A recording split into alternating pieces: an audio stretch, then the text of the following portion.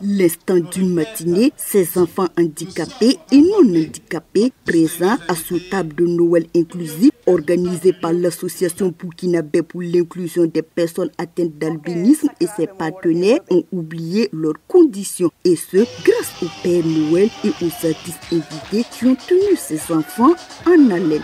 Rire, joie et gaieté étaient au rendez-vous. En plus du spectacle, chaque enfant est reparti avec un cadeau.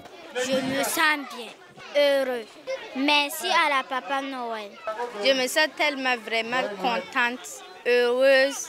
Je dis à l'association Apipa, merci beaucoup de m'avoir offert un cadeau. L'édition 2024 de ce table de Noël inclusif a été possible grâce au soutien de bonne volonté et à la marraine Suzanne Yameogo, fonctionnaire internationale à la retraite. Déjà marraine en 2023, elle n'a pas hésité cette année s'associer aux côtés de l'Abipa. Très engagée dans l'humanitaire et eu égard à son amour pour les personnes atteintes d'albinisme, elle compte œuvrer avec l'Abipa pour le bien-être de ses membres. Je suis solidaire de l'Abipa pour offrir simplement ce plaisir aux enfants.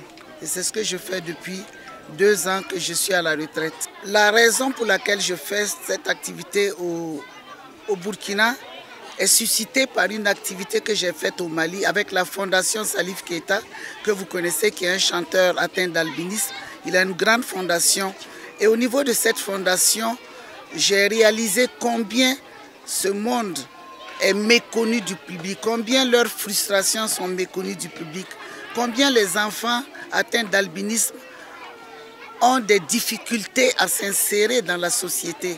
Selon Fabéry Sanon, président de l'association burkinabé pour l'inclusion des personnes atteintes d'albinisme, la vision de cette activité est celle d'un monde inclusif. Et cette inclusion repose sur la prise en compte de tous les enfants, c'est-à-dire ceux atteints d'albinisme, d'autres types d'handicap et bien entendu ceux non handicapés. Nous sommes dans un monde où il n'y a pas de ségrégation, il n'y a pas de vie à part pour les personnes albinos et une vie à part pour les personnes non atteintes d'albinisme. C'est pourquoi cette inclusion, nous la cultivons dès le bas âge, dès l'école primaire, afin que les enfants atteints d'albinisme ou non grandissent ensemble, étudient ensemble, parce qu'ils sont appelés dans la vie active à travailler ensemble, à vivre ensemble, à se marier ensemble, à être dans une communauté où il ne doit pas avoir d'exclusion.